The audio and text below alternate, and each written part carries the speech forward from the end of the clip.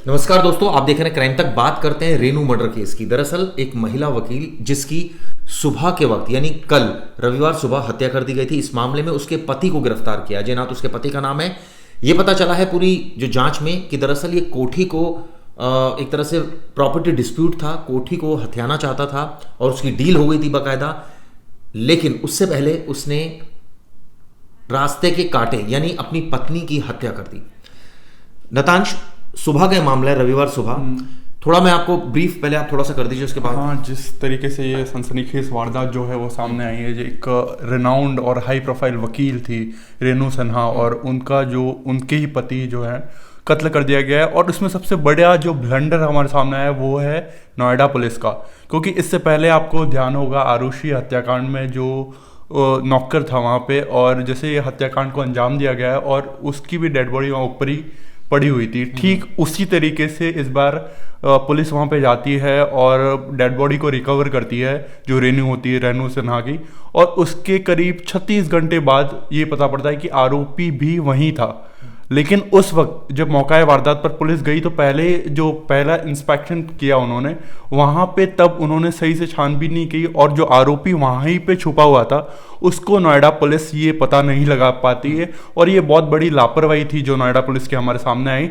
तो कहीं ना कहीं चिराग ये देखना होगा कि जैसे इससे पहले भी कई बार ऐसा होता है कि जो पुलिस की लापरवाही के चलते जो सबूत है वो सही से इकट्ठा नहीं हो पाते। और ये मैं एक चीज और क्लियर करना चाहूंगा, इसमें लापरवाही जरूर है, लेकिन रविवार सुबह 10 बजे के आसपास अजय ने अपनी बीवी का कत्ल कर दिया। उसके बाद वो दरअसल प्रॉपर्टी हथियाना चाहता था। करीब 5 करोड़ रुपए की डील हुई थी प्रॉपर्टी की, 5 करोड़ 70 लाख की। वो एक शख्स को बेचने जा रहा था। दोपहर में वो शख्स एक डीलर के साथ आता है उस प्रॉपर्टी में। जब तक वो हत्या कर चुका था रविवार को सुबह, और डेड बॉडी थी ऊपर यानी बाथरूम के पास। वो डीलर को पूरा घर दिखाता है, लेकिन वो ऊपर लेकर नहीं जाता है। डीलर कहता है मुझे ऊपर का हिस्सा भी दिखाओ, तो वो कहता है कि अभी मेरी वाइफ सो रही है, पेशेंट है, कैंसर पेशेंट है। और उसके बाद वो चले जाते हैं। वो सुबह 10 बजे हत्या कर देता है। अब वो बैठा होता है घर में कि अब किस तरह से डिस्पोज ऑफ किया जाए। उसने जो वक्त ढूंढा अजय ने, वो ढूंढा रात का वक्त। उसको लगा कि रात में राइट टाइम होगा, मैं लेट नाइट निकलूंगा, गाड़ी से बॉडी को डिस्पोज ऑफ कर देंगे रात में और किसी को पता नहीं चलेगा। इस बीच उसके घर वालों के फोन लगातार आ रहे थे रेनू के पास। जब रेनू फोन पिक नहीं कर रही थी तो आप यकीन मानिए कि उनका एक भाई वहां से यानी पटना से नोएडा पहुंच गया, और नोएडा में उस घर में पहुंच गया। जब उसने देखा कि घर में कोई रिस्पॉन्स नहीं दे रहा है, कोई दरवाजा नहीं खोल रहा है, वो पुलिस के पास गया। अब यहां पुलिस की लापरवाही शुरू होती है। लापरवाही नंबर 1, पुलिस के पास सुबह के वक्त ही गया, यानी कि जब उसकी हत्या हो जाती उसी वक्त। हाँ, अब जब पुलिस के सामने वो पहुंचा और उसने पुलिस से कहा कि भाई मेरी बहन फोन नहीं उठा रही है और ऐसे ऐसे यहां रहती है, हस्बैंड वाइफ का डिस्प्यूट है, आप एक बार जाकर देखिए। नोएडा पुलिस ने कोई रिएक्ट नहीं किया। आप सोचिए, उन्होंने शाम 7 बजे के आसपास रिएक्ट किया, और जब वो रिएक्ट किया तो जब उन्होंने गेट तोड़ा अंदर जाके, क्योंकि गेट तो लॉक था, तो उसकी डेड बॉडी दिखी। अब डेड बॉडी मिली तो पति गायब, पति पर शक, पति कहां है। लगातार पुलिस फोन कर रही है, उसका फोन स्विच ऑफ। उसकी लोकेशन चेक की गई लास्ट, तो पता लगा वो लोकेशन घर के आसपास ही है। उसके बाद आप सोचिए, एलओसी खुलवा दी आरोपी की। ये सब रविवार की घटना है, यानी कि कल की घटना है सब कुछ। ये कल नोएडा में हो रहा था, और रात तक जब उसकी डेड बॉडी मिल गई और आरोपी नहीं मिल रहा, तो पुलिस बड़ी परेशान। नीचे ग्राउंड फ्लोर सर्च किया, फर्स्ट फ्लोर किया, सेकंड फ्लोर किया। एक स्टोर रूम पर उनकी नजर गई, और जब स्टोर रूम को उन्होंने खोला और बाहर से लॉक था स्टोर रूम, तब भी शक था कि भाई ये बाहर से कैसे लॉक है, इसका मतलब कोई नहीं होगा। लेकिन पुलिसकर्मियों ने उसको तोड़ा। जब तोड़ा तो वो अंदर मौजूद था, और वो पीछे का एक गेट था, यानी कि वो पहले बाहर से लॉक करके और पीछे वाले गेट से अंदर घुस गया था स्टोर रूम के, और उसके बाद उसने इस हत्याकांड को अंजाम दिया। कई सवाल इसमें नतांश खड़े होते हैं। पहला सवाल जो मैं आपसे ही जानना चाहूंगा, आरोपी ने सुबह कत्ल कर दिया 10 बजे, प्रॉपर्टी डीलर आया 2 बजे प्रॉपर्टी की डीलिंग करने के लिए। आरोपी तब तक घर में क्यों बैठा हुआ था? यह कहा जा रहा है कि वो रात में बॉडी डिस्पोज ऑफ करना चाहता था, लेकिन क्या यह संभव है कि आरोपी सुबह हत्या करने के बाद 7-8 घंटे तक घर में बैठा रहे? हाँ, और ये जो है आपको थोड़ा बैकग्राउंड भी बता दूंगा। जो पति है अजय, और उसने बताया कि जो पहले था इंडियन रेवेन्यू सर्विसेज में जॉब करता था, और उसके बाद उसने जॉब छोड़ दी थी। मतलब ये कहीं ना कहीं काफ़ी क्लेवर, काफ़ी स्मार्ट था, और जिस तरीके से उसने वारदात को अंजाम दिया था, तो उसमें भी हम देख सकते हैं। हालांकि ये कहीं ना कहीं सफल नहीं हो पाया, क्योंकि वो डिस्पोज करने वाला था बॉडी को, उससे पहले ही वो हिरासत में आ गया।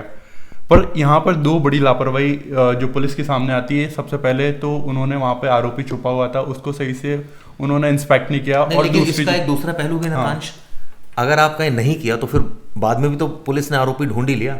फर्ज कीजिए आरोपी नहीं ढूंढ पाती तो हम पुलिस को कहते हैं कि देखिए घर में था और नहीं ढूंढ पाई, ठीक है 2-4 घंटे लेट हो गया, हो सकता था वो फरार हो जाता। हाँ तब तब क्वेश्चंस और ज्यादा होते हैं। हाँ। लेकिन अभी ये तो देखना ही होगा कि उन्होंने 36 घंटे के बाद उनको मतलब वहां पे मौका वारदात पर पहुंचे, और इससे पहले जब वो गए थे नहीं तो उन्होंने 36 घंटे का कोई हाँ, नहीं है ये अभी डाटा आप करेक्ट कीजिए इसको, 36 घंटे का नहीं है। रविवार सुबह हत्या होती है और रविवार सुबह ही पुलिस को इंफॉर्मेशन जाती है। ये आप कह सकते हैं कि हाँ, कुछ घंटे पुलिस ने रिएक्ट नहीं किया, 7 बजे तक नहीं, जब वो वहां पे गए पहली बार जब बॉडी पड़ी हुई थी वहां पे, और उसके मतलब तुरंत वहां पे उन्होंने ये नहीं देखा कि वहां पे और भी ज्यादा कुछ सबूत वगैरह उनको मिल सकते थे, और तब उन्होंने वो जो आरोपी वहां पे छुपा हुआ था उसकी भी सही से छानबीन नहीं की, तो ये बड़ी लापरवाही थी। और उसके करीब 12 घंटे के आसपास उन्होंने बाद उस आरोपी को वहां से जो छुपा हुआ था उसको रिकवर किया। लेकिन इससे पूरी इस घटना से आरुषि केस की याद आती है, जब आरुषि का कत्ल हो जाता है और पुलिस ऐसी चली जाती है। ये भी नोएडा पुलिस थी, फिर बाद में हेमराज की बॉडी ऊपर से मिल जाती है। यानी कि सर्च ऑपरेशन बहुत अच्छे तरीके से पुलिस को करना चाहिए था। अगर ये पुलिस पहले ही करती नतांश तो मुझे लगता है उसी समय 8-9 बजे ही आरोपी पकड़ा जाता, लेकिन आरोपी पकड़ा गया 3 बजे। और आप एक बात सोचिए, हल्की सी भी पुलिस से मिस्टेक हो जाती तो आरोपी फरार हो जाता, क्योंकि तब 1-2 दिन बाद पुलिस का पहरा कम होता, वहां से पुलिस हटती, आरोपी निकल जाता, क्योंकि वो तो छिपा बैठा था। पहली बात। दूसरी बात, इसमें जो सवाल बहुत खड़े होते हैं कि आरोपी ने हत्या करने के बाद 7-8 घंटे तक क्या प्लानिंग करता रहा वो, कि भाई कैसे मैं डिस्पोज ऑफ करूंगा, रात होने का इंतजार करता रहा। और इसके वनिस्पत एक और बात बड़ी चौंकाती है, वो ये कि 2 बजे प्रॉपर्टी डीलर को वो अपने घर में बुला रहा है, प्रॉपर्टी की डील कर रहा है, प्रॉपर्टी दिखा रहा है पूरी। आप सोचिए, क्योंकि उसको ये बात पता थी कि अगर वो भाग गया तो फिर तो प्रॉपर्टी का कोई मतलब ही नहीं। वो चाह रहा था डील हो जाए, बॉडी डिस्पोज ऑफ हो जाए, मैं रफू चक्कर हो जाऊं लंदन के लिए, लंदन जाने का उसका प्लान था। और इस बीच पुलिस ढूंढती रहेगी, जब मैंने बॉडी डिस्पोज ऑफ कर दी तो पुलिस ढूंढती रहेगी। उसका एडवांस भी ले रखा था, कुछ प्रॉपर्टी कुछ एडवांस भी ले रखा था। तो आप सोचिए कितनी ज्यादा एक जो अधिकारी है, सरकारी अधिकारी ने प्लानिंग रची, अपनी बीवी का कत्ल कर दिया सिर्फ प्रॉपर्टी के लिए, और वो भी बुढ़ापे में। मैं तो बुढ़ापा ही कहूंगा, 60 साल की उम्र थी उनकी बीवी की, तो 63-64 साल की ये भी रहे होंगे। लंदन में इनका एक बेटा विदेश में सेटल्ड है। आप सोचिए, पैसे की मुझे लगता है कोई कमी नहीं है घर में, लेकिन उसके बाद भी भूख इतनी ज़्यादा पैसे की कि प्रॉपर्टी हथियानी थी। करीब 6 करोड़ रुपए का ये डील हो रही थी, तो ये कोशिश थी कि ये डील मैं खुद कर लूँ। अब आगे क्या प्लानिंग थी इस डील करने के बाद, और पत्नी क्यों नहीं मान रही थी, ये भी सबसे बड़ा नतांशिक सवाल है कि पत्नी क्यों नहीं मान रही थी। भाई अगर प्रॉपर्टी सेल करके वो फॉरेन में सेटल होना चाह रहे थे तो पत्नी कोई ना कोई, मेरे को लगता है इसमें ट्रस्ट इश्यूज थे कि हाँ कहीं ना कहीं उनके पहले भी जो बैकग्राउंड है वो अभी पुलिस छानबीन कर रही है हालांकि अजय के साथ, और जो पूछताछ चल रही है उसके बाद ही सामने आ पाएगा कि उसका जो पहले का बैकग्राउंड क्या रहा है। और शायद मेरे को लगता है कि वो काफी क्लेवर तो था ही सही, और जिस तरीके से उसको कोई रिग्रेट नहीं था, उसने जो वारदात को अंजाम दिया उसके बाद भी प्रॉपर्टी डीलर को घर पे बुलाया। हाँ, इससे ये नहीं लगता है कि उसको कोई रिग्रेट था इस बात का, और वो क्लेवरली मतलब बॉडी को सही ठिकाने लगा देता, और उसके बाद वो लंदन फरार होने की प्लानिंग बना रहा था। तो यहाँ पे ये देखने वाली बात होती है कि अब आगे की पूछताछ में क्या सामने आता है कि क्या उसने पहले भी कोई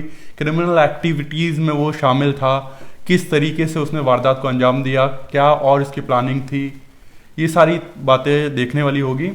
इस केस के जुड़े और भी जितने भी अपडेट्स होते हैं हम क्राइम तक पर आपको यूं ही पहुंचाते रहेंगे। देखते रहिए क्राइम तक। धन्यवाद।